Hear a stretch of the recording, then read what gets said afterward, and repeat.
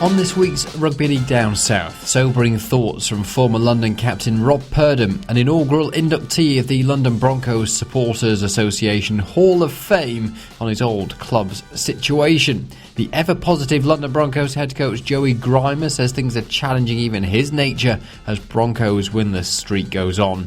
One of the latest recruits for Broncos for 2015 squad, Joel WICKS, outlines why he's staying on board though, and the South Wales Scorpions media man Ian Golden tells us about the 3 league fixtures being played on Union's Cardiff Arms Park pitch.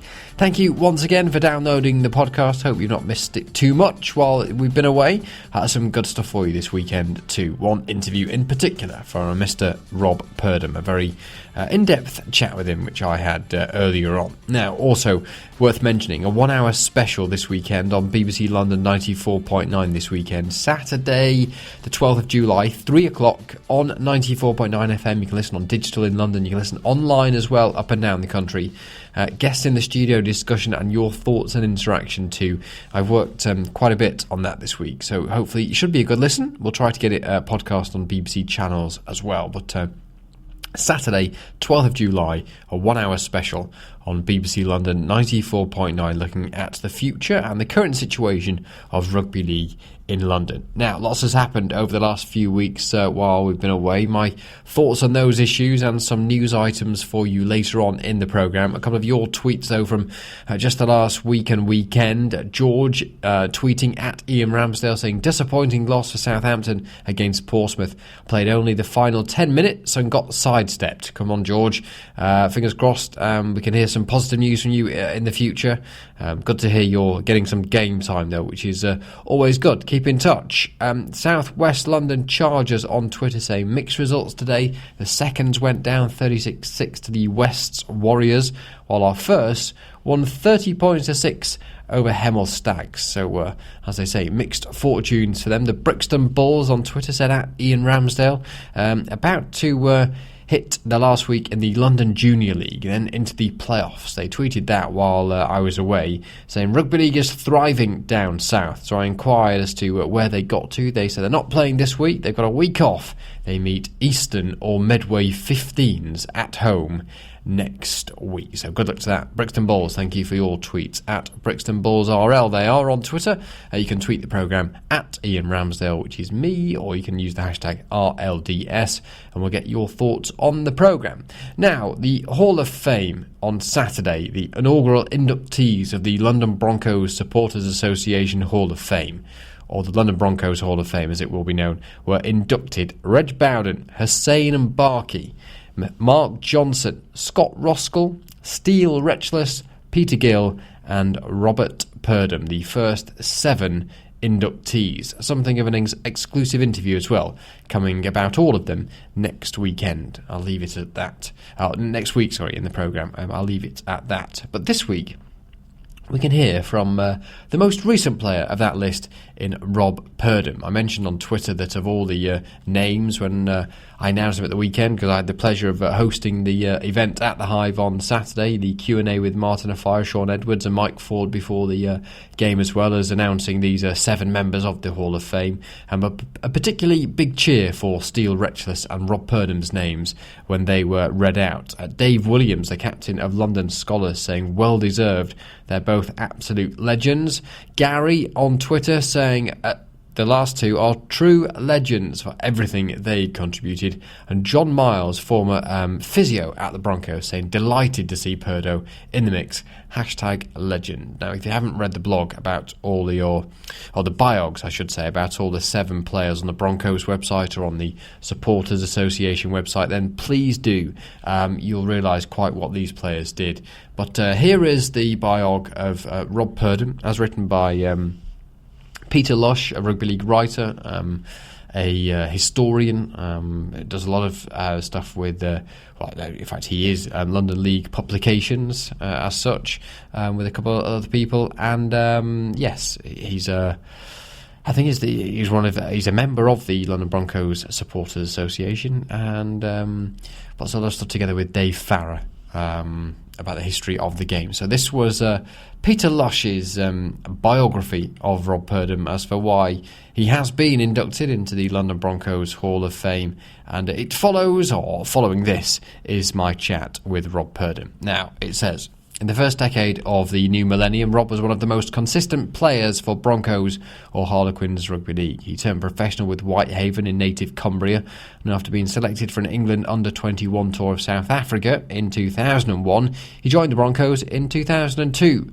Further international honours followed, including playing for England A in 2003 and captaining England in 2006 in the Federation Shield, as well as playing for England at the 2008 World Cup. He's the only player to play for the club and England in a World Cup, and one of the few to be capped by the most senior international team, England or Great Britain.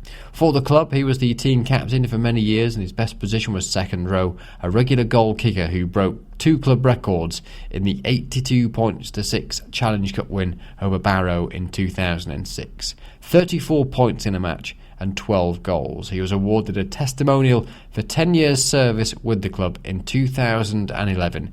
He retired at the end of that season to return to Cumbria. Here is Rob Purdham and his reaction to being inducted into the Hall of Fame. Sort of overwhelmed, I suppose. When you retire, you don't forget about rugby, but you sort of, you've moved on and things. And then I did get a phone call or two about it and said I would be in it, but unfortunately I couldn't make it. And then you hear who was in it. When it's an honour really to be to be named in a team or in the Hall of Fame with them guys. You spent so many years at the club. You had a testimonial season as well. It was obviously a big part of your life, and I guess it's nice to know now that it was considered that it was a big part of that club's history, you being there. Yeah, definitely. And like you say, it basically was my rugby life. Spent nearly 11 years down there, professional, and loved every minute of it. And it's nice to think that the club thinks of me in the same way. You know what I mean? Putting me into such an elite group. There's more than just me, but a lot of people and myself. We give a lot to that club, and we don't want to see it, gone to nothing really. We'll touch on that in just a second, but in terms of you at the moment, you headed off into retirement. I've got a picture of you, sat in your comfy chair with your slippers on, with your feet up, having the easy life. I suppose it's been like that, hasn't it, for the last few years? Oh yeah, that's it. Just retired like a Premiership footballer, just laying around, not a lot to do, count the money, but no, not really. You get back and you get a bit of a shock that how good you had it as a professional sportsman. Fair enough, the sport side of things, the rugby side of things was hard, that 80 minutes each weekend and 2 or 3 training sessions a week, you put your body through everything and you were exhausted after it. But the real life of getting up at 6 every morning and coming in after dark some nights, and you're just going out there to earn a wage again. I've done it all before I started playing rugby, so I had an idea, but it is a shock to the system. And the things that I think that you miss the most when you're coming from a team orientated sport as rugby league is, and the squad and everything is the camaraderie.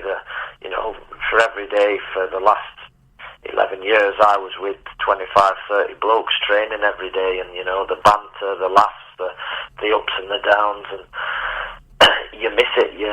I don't think you don't get depressed, but you think, God, how good was it when you're going out and training for a couple hours a day with your mates every day. So. And I was just thinking about it as well. I'd never asked you to choose, which life you prefer, because you've obviously come back to Cumbria to be with your family. You're working, on the family farm, and being in London, though, you got so many people around, so much going on, and Cumbria, not quite as many people, and like you say, working on your own, it must be completely different to what you were used to for such a long time. That's right. Yeah, it is. It's two opposites, isn't it? I came from here and I've ended up back here. It's like a big circle almost. And as I say, I loved every minute in London, but I always almost had a little bit of Cumbria in London. I used to like I was one of them people. I wasn't bothered if I was just in the garden on my own doing something, or taking the dog down to Dorking and walking up the hills on my own. It didn't bother me yeah, when I was with the team and everything, and I loved that side of things as well, you know, being with plenty of people and camaraderie and the team spirit and all that, you know, the environment that we're in. So I know it's funny, some people would prefer one or the other. I like both and just get on with it. I like being back up here because it's where I was born, and it's when the sun's shining like it is at the moment, it's beautiful. And you mentioned having a bit of Cumbria in London. You had your own vegetable patch as well, didn't you? I think, which was the cause of many a joke with your teammates. That's right, yeah. You had Luke Dawn pinching everything that he could get his hands on, and you know, yeah, there's a butt of many jokes, but you know, I wasn't bothered. It was something that I enjoyed doing, and then most people used to say, yeah, well, you know, I'm actually jealous. I would love to have one of my own. So on the quiet, they all loved it, but they like to take the mickey. We'll get back onto the rugby in one more question's time, but I should just ask you about the family. You just had a young child when I think I last saw you in London. We did a programme on BBC London before you headed back up to Cumbria. How are the family? Yeah, they're good. Estelle's 2.5 now, so she's flying around and into all sorts. Yeah, wife's back at work and everything. So yeah, we're enjoying living, being up here, and you know, we've all our families are up here, so it's good to be back. All my old mates and things, but you know, we still do miss London and our house and our home. And when we were down there, we called it home. So we still we got pictures of our old house and everything, and we reminisce. But you know, it's another chapter in our lives, and we have moved. You know, I think it took my wife longer than it did me to get over London, but yeah, we're moving on now. But never forget it. Do you think you ever might come back? I doubt it. There was points after I'd finished. I was thinking, oh, should I go back? Should I try and go back? And should I try and play again or whatever? You know, where we lived was a lovely area, but it's one thing, I don't think I could afford it anymore. The prices that are down there, but no, it's a great place. But I think it's a chapter that's going to stay closed in my life for now. And what about sort of your involvement in the game? You talk about, you know, sort of thinking about making a return. You know, you obviously did a bit of coaching. I'm sure you've sort of played a little bit as well. You know, I saw you at the Championship Finals Day a couple of years ago when you were there with Egremont, your local side. You obviously stayed involved in rugby league as much as you can in your little, I guess, spare time. Yeah, that's the word, little.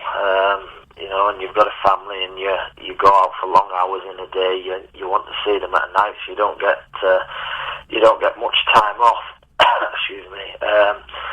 So yeah, I still try and stay involved with Egremont. We're not having the greatest of seasons this year, but I haven't been there as much as I would like. And like you say, my involvement in rugby, I'd love to be involved a lot more, but it's just work and life and family's got to take priority over as rugby is at the moment, which is pleasure. So I'd love a perfect world. You'd get paid enough to work 2 or 3 days a week and then be able to go training twice a week, but it's not like that. So do that, and then I also involved with Wigan now as a Cumbria scout, and you know, go around trying to identify talent up here in Cumbria and trying to get them onto the Super League ladder where I was lucky enough to play. I just believe that there's plenty of talent in Cumbria to achieve that. Now, there's an ongoing sort of commission, isn't there, looking at potential, you know, the way forward in West Cumbria for rugby league. It's obviously got a bright future, hasn't it? And I guess the interest in Wigan, or Wigan showing an interest in you scouting in the area, shows how much it is valued by one of the big clubs. Yeah, definitely. There's a Leeds presence up here. There's been a Warrington presence for a long time in Cumbria, and probably not as big as, say, I am and Wigan are at the moment, because we're out there doing a lot, putting camps on for kids and coaching and things like that. But there's definitely an untapped pool up here, and unfortunately it is dwindling a bit, and I think that's because the lack of high-end interest, i.e. Super League, being interested in Cumbria talent. They need, when they get to the 14, 15, 16, they need a bit of something to aim at, and the last few years there's been nothing, and I think that's why the numbers participating in the game has dwindled a bit. And what about the prospect? I mean, do you think a Cumbrian Rugby League Super League side would rekindle that interest? Is it something that the area needs? Yeah, I've shouted about this for as long as I can, and I'm almost getting hoarse doing it because I can't see the clubs that are here now going any further. Excuse me. They get the 400 or 500, maybe 600-700 watching, and there's two amateur clubs up here called Loughborough and Egerton. When they play, they get like 2,000 supporters, 2,500 supporters watching them. So there is a passion for the game up here. They just need a club that's going to go places and be competitive. It doesn't have to win Super League, but it's got to compete in the games and win a few games at home against these big teams. And it would take off up here. It would revive the love of rugby league up here. Let's get back to your time in London and your induction into the Hall of Fame. What do you remember of your time in London? You obviously look back on it fondly. Any particular games you remember, or teammates and incidents? Game-wise, there's a couple. There's a few Broncos games. A Bronco game where I scored 4 tries, and playing against St Helens at home, one of my first games in 2002. Excuse me, and beating them, playing like Sean Long and playing against players like that and winning. Player-wise, you've got Steele Retchless, Jimmy Dimmer, Dennis Moran, Billy Peden, Rusty Bowden, and all the supporters will remember him. And then sort of moving through, you had Chris Thorman, Paul Sykes, been with me most of been mates with him as long as I was there and still talk to him. Dave Heighton, Danny Ward, and then the overseas lads like Howlett, Dave Howell, Chad Randall, good mates with him, still talk to Luke Don quite often. There's a lot of people I've kept in touch with, and a lot of people I've kept friends with. I suppose one of my big mates was Chad. He used to just live around the corner from us. We still keep in touch every now and then, but he rings me at 3 o'clock in the morning, and I seem to ring him at 3 o'clock in the morning. We're just not quite getting the time difference at the moment.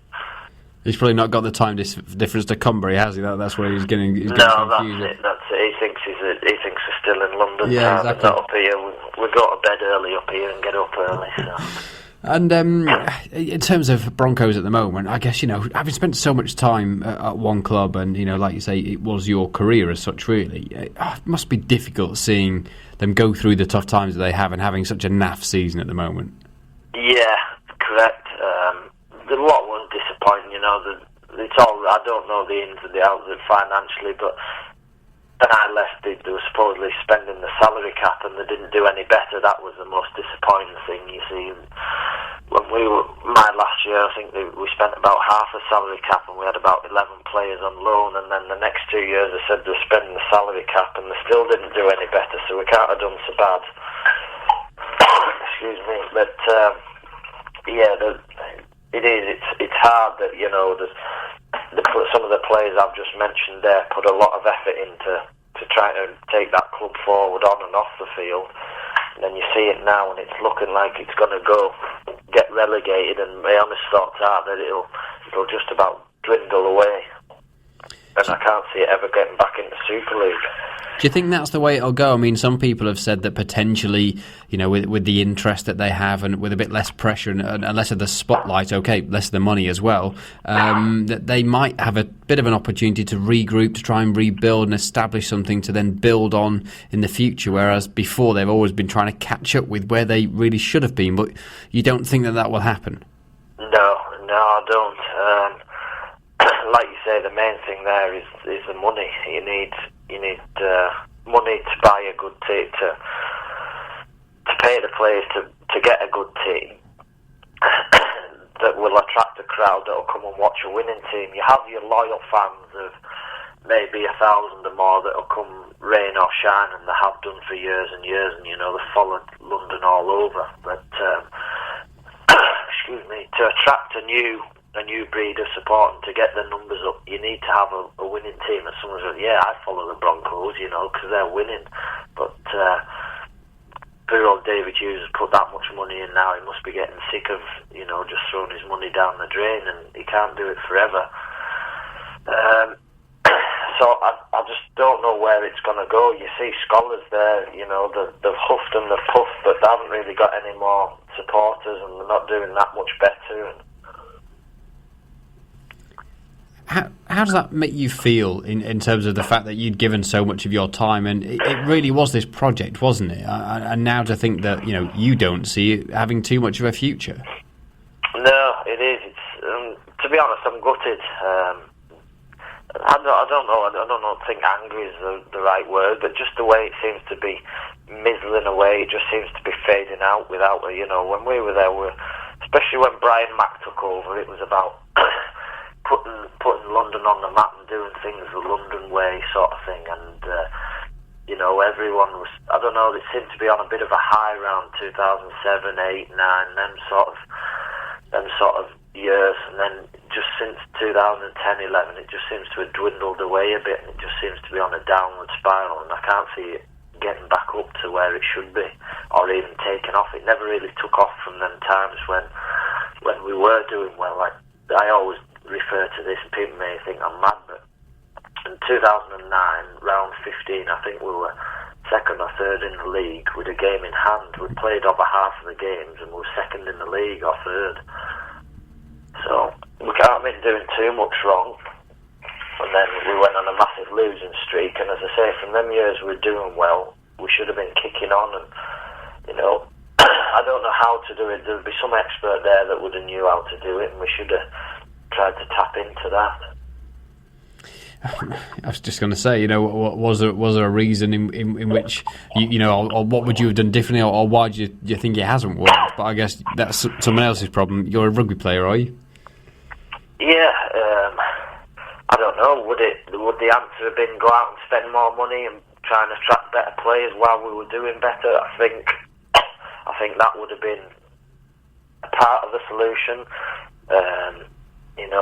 Marketing side of things since sort of 2009, the office staff's dwindled. You could see the club sort of dwindling from the inside. The amount of staff that was promoting the game and trying to run the club was dwindling and ended up with next to nothing. So it's from that, as I say, the amount of effort we used to go to schools, and I used to like going to do community. Sometimes you'd had a hard week, you couldn't be bothered, but when you got out there and did them, I really enjoyed it, and the amount of times we did it, and you look back now and it could be all for nothing. I don't even know whether the Broncos community group anymore that go around and teach in schools and things, so it looks like it's all going to be in vain, and you think, some of my thoughts are, should I have moved on and done something else at another club? But my ambition always was to win something with London, but it never happened, and it doesn't look like it's going to happen. As I say, my thoughts are that it'll just keep going down, down and down, and then whether they have a London Broncos that run alongside scholars, with the loyal few hundred supporters, I don't know. I was just going to say, you mentioned scholars before, and the support that's sort of been there sort of continually throughout the years. Do you think that a team in London could still work, or do you think that from what you've seen and from what you've experienced, it's hit a plateau and it probably won't go too much further? I think it could have worked, but letting London Broncos die out isn't the answer. It should have been, I think, when 2012, sort of when David was putting all that money in RFL, or someone should have went in and started backing them up, tried to push them even harder. I don't know how you would have done it, but there'd have been a way somewhere. It's just once something starts dying out, it's hard to bring it back, and as I say, without the community, how many schools and things around London are actually playing rugby league anymore? That's what's worrying me. It'll be sort of a dying sport down there. There'll be the odd bits down, maybe Kent area and Maidstone, sort of that area, but I don't know how many schools around where we were will still be playing rugby league, because there'll be no one going into culture. And to try and finish on a slightly higher note, Robbie, obviously you're obviously still well involved with the game. You keep up to date with everything that's going on. You're still very knowledgeable about it all. It is you, isn't it? It's part of your life, and I guess it always will be. Yeah, that's right. As I say, when you've done it for every day for nearly 11 years, full-time professional, you sort of get addicted to it. And even if I'm out working late or something and I miss a game, I'll come in and put text on and find the scores. And then one day I'd love to have enough time to be a coach and get more involved with my local teams and things like that. But at the moment, it's work and life and family that take priority. And I speak to Chad sometimes and things like that, and we think about would you ever go back and coach London? And if the opportunity arose to be a Super League coach with London, it would be one club that could get us back down there. But I can't see it happening. I'm maybe being too negative, but I'd love to see them thrive in Super League again. But from the last 3 or 4 years, I can't see anything but relegation and then a downward spiral from then. Let me put a scenario to you, though, Rob, and as unlikely as you might think it is, let's say they get relegated, which could be confirmed on Sunday and probably will be. They rebuild, they regroup, they sort of fight a couple of years back into Super League, potentially work their way up, have a new investor, who knows, move grounds again, progress up through the league, start spending the salary cap, get some big players in, get in those players like your Luke Dawns and your Chad Randalls of the future, people who want to really commit to that club and are challenging at the top end of Super League, and the call comes to say, do you want to come and help us out? Is that the sort of scenario you're talking about? Yeah, that's it.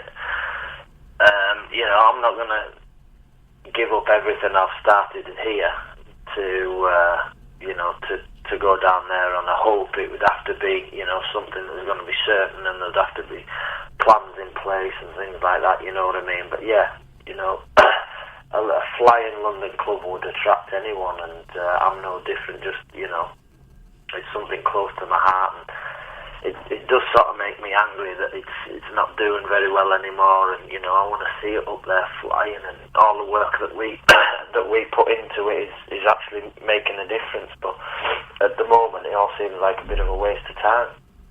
Well, let's hope we can get back that way in the future for all of our sakes, Rob. And just want to add as well, congratulations, obviously, that you were added to the Hall of Fame at the weekend. I had the pleasure of announcing the names in the room and can tell you that sporadic applause broke out when I announced that you were on the list. Yes, so obviously well deserved, and very many people on the day saying that you're very many comments I've had on Twitter saying you're absolutely well deserving of being in there, so congratulations.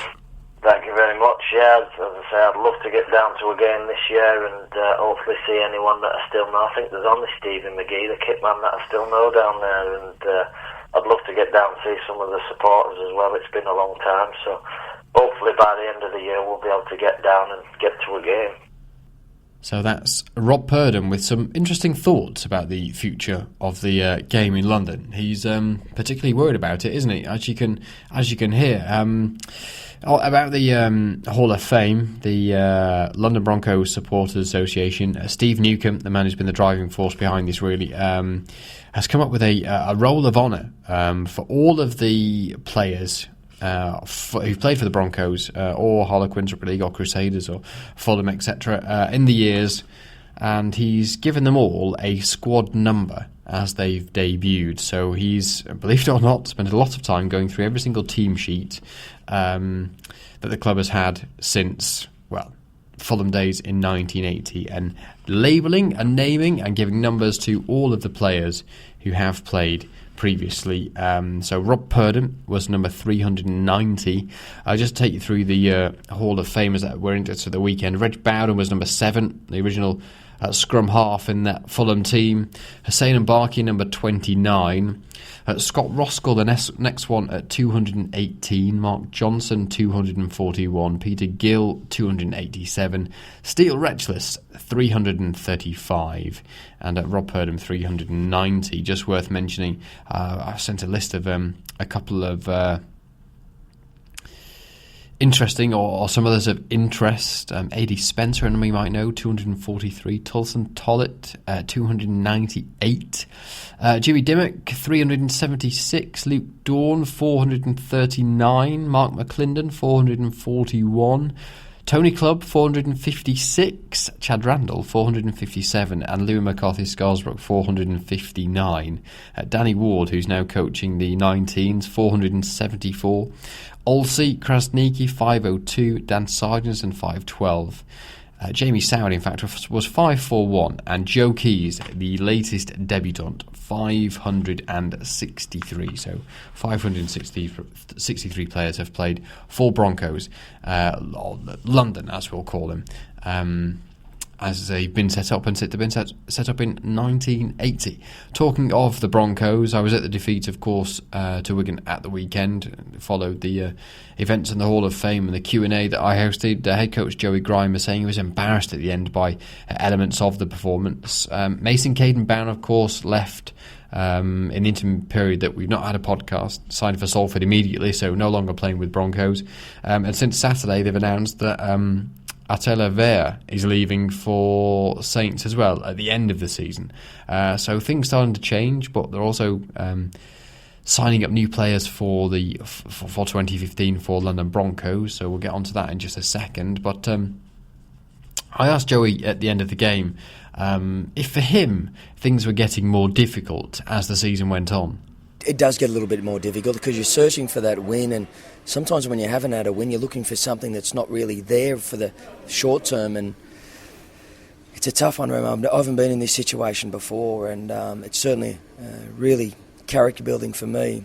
I guess the difficult thing for me is to continue to make training a reasonable place for both my players and staff. I think that's a challenging thing for me, but as time goes on and the more injuries we get, players are leaving our club through signing with other Super League clubs or whatever the case may be. It does make it more difficult.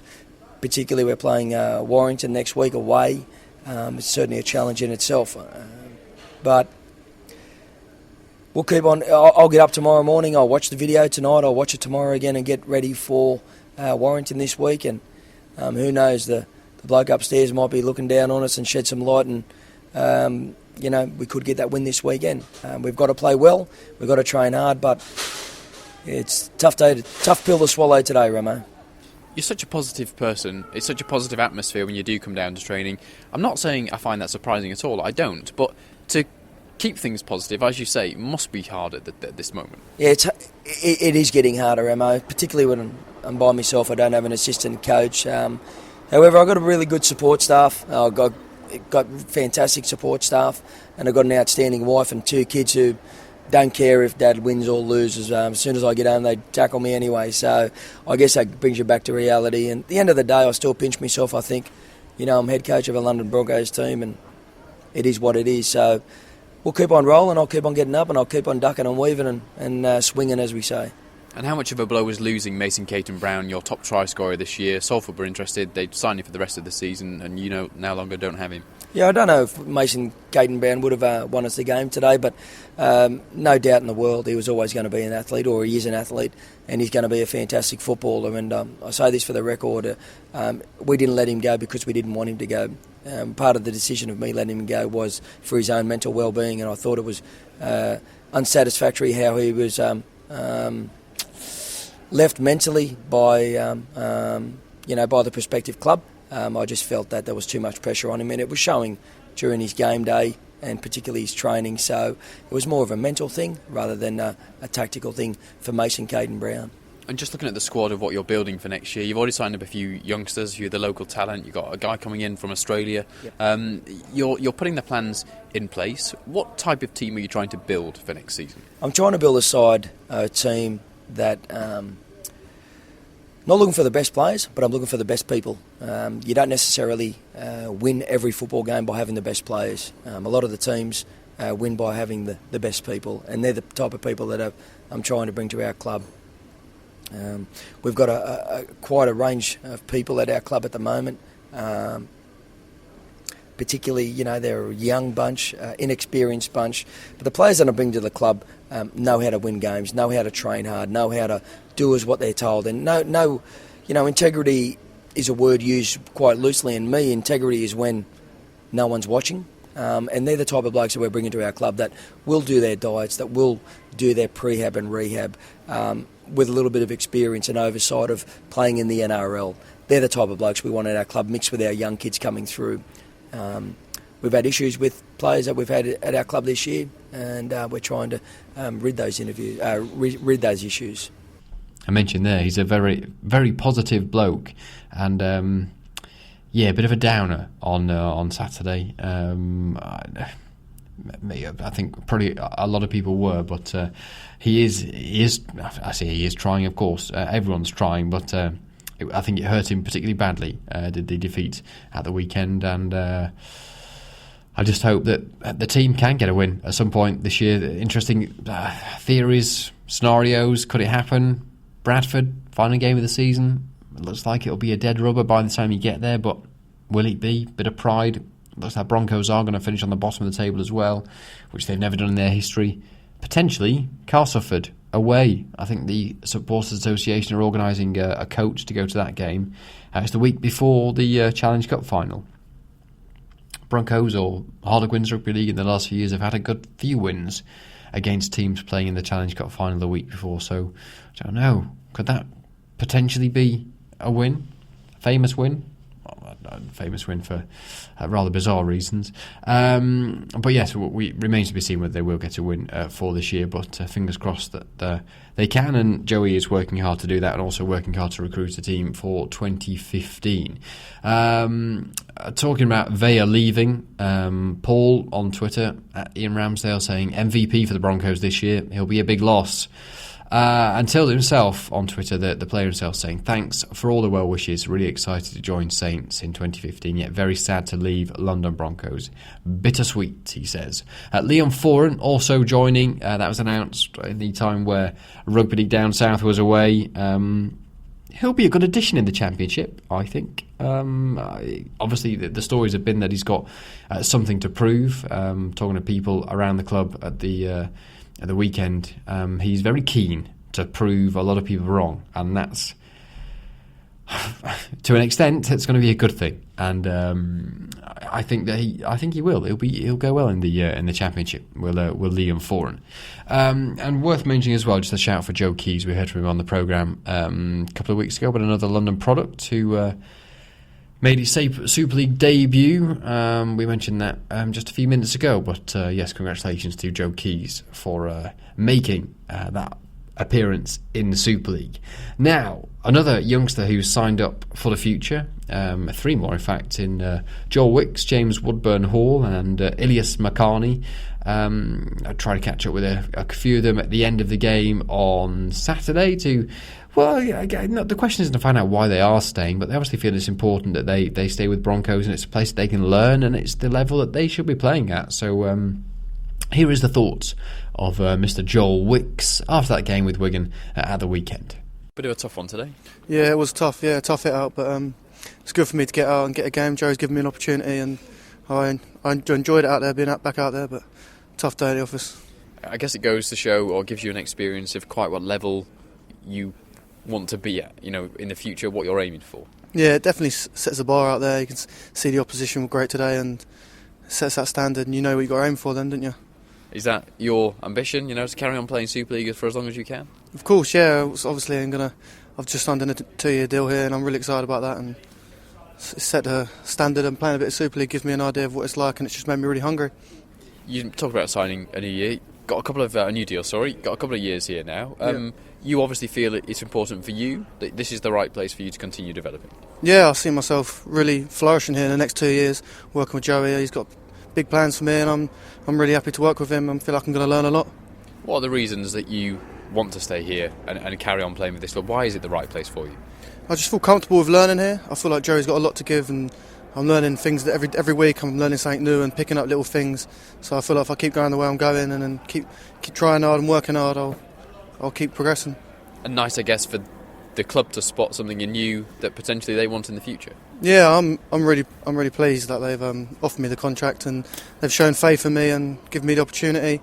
So they've put their faith in me, and now I've just got to put the effort in and work hard and stay committed and get the results.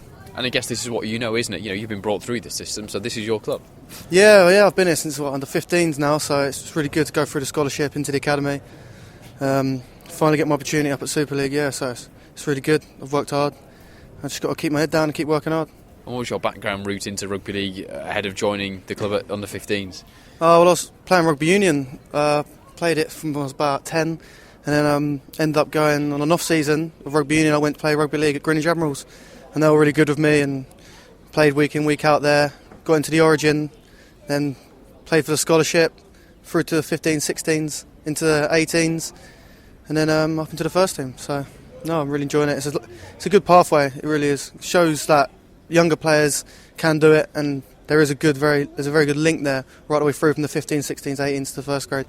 And we talk about players from Greenwich Admirals. Liam McCarthy-Scarsbrook, who plays for St Helens, your next opponents. Tony Clubb, you just played against him in Super League. It shows that this London structure is working, isn't it? Yeah, it definitely does. You show they're great role models for London Rugby League. They've worked really hard to get there, and they've progressed and gone up north to other clubs, and they're going really well. So it shows that it can be done. The London system definitely works. You can see we're producing great players, so all across London. So it's real good. And I guess the dream for everyone is that there becomes a stage where this team is competitive with the best in Super League, and the best players want to play here, be here, move here and stay here. Yeah, that's the plan. That is the plan. We've got to keep working hard here, get it right at the grassroots, keep working through. Eventually we'll get a good platform. We've got some great players coming through. So we're all happy to say they've signed a few young London players that are really happy to stay in London. So we've just got to keep working hard and we'll get there. There'll be a few of them next year who'll be wanting to continue to learn, and it looks like that'll be happening in the Championship. I'm surprised I haven't mentioned it in the programme so far, but of course this weekend could see London Broncos officially confirmed as relegated to the second tier. From releases that I've seen, looks like it is going to be called the Championship. There'll be a big day out in Blackpool for all the teams, a magic weekend equivalent for them in 2015. So they called that the Championship, so I'll continue to call it the Championship for now. I'm pretty sure that it'll continue to have the same sponsor in Kingstone Press as well. So Broncos are likely to be playing in that division for next year, and Joel WICKS, one of the players who will hopefully continue to build and flourish, and it'll be a whole different ball game, won't it? And in that division in 2015. Talking of the youngsters, the under-19s put 3 wins in a row together. Lost, unfortunately, to Wigan at the weekend, but came back from 10-6 down at half-time against Widnes to win 16-14, so winning the second half 10-4. Narrow, very, very close game. But also worth mentioning that a couple of the under-19s, Harvey Burnett and Richard Harris, playing for Scotland in the Rugby League Commonwealth Championship up in Scotland in the last few weeks. Great to see that them, again, more young people, more young London born and bred players getting representative honours. Always good to see. And a couple of other news items which were drawn to my attention while I was away. Hampshire Youth Rugby League Association have announced that Wimborne Rugby League Club is the latest to join their league. It's a project run by the successful junior section of Wimborne Rugby Union Club and formally established in June this year. They've entered the under-12s into the Hampshire Youth Rugby League's July fixture festival, playing as the Dorset Dragons. So the Dorset Dragons will be a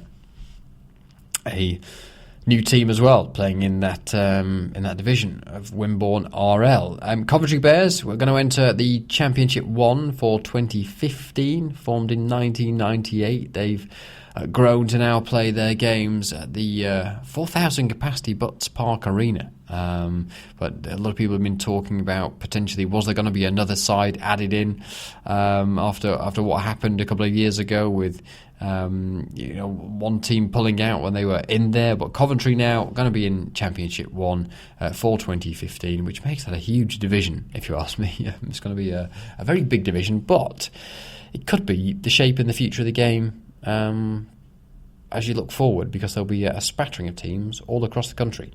The only Southern school in the Champion Schools finals this year is the Lee Academy Year 10 girls. We heard from them on the programme a few weeks ago, and they're going to play Castleford Academy. It's August the 22nd, the day before the Challenge Cup at Richmond, so good luck to them. And in fact, unfortunately, there was no other schools making it through to the national final. And in terms of Coventry, I should just mention it as I'm aware that Coventry is the Midlands, but not the South. But they're not the North, are they? So we'll take them on Rugby League Down South, or we might have to rename the programme Rugby League Not in the North. But Coventry will try and do stuff on Rugby League Down South in the future.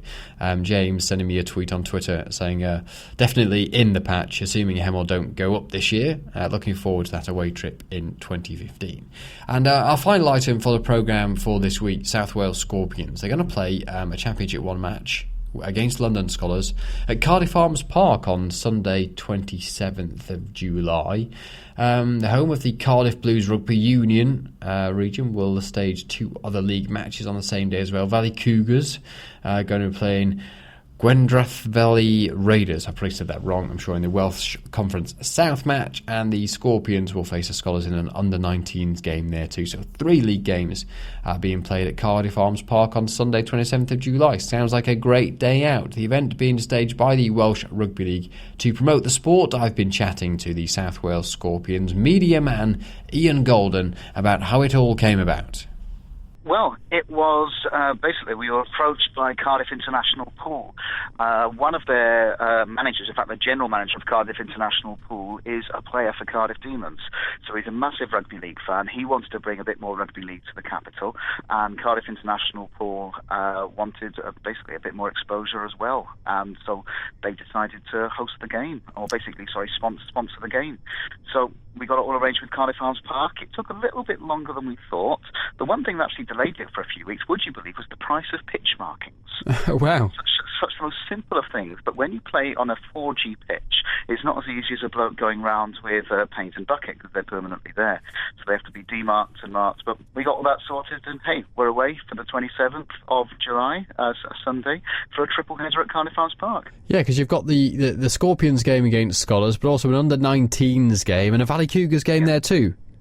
Yeah, that's right. It's a local game, Gwendrath Valley Raiders against the Valley Cougars.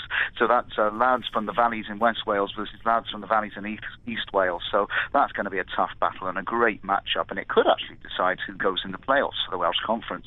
So it might be a big game to watch out for. It's also great to see the youngsters there. South Wales against London under-19s is going to be an amazing game.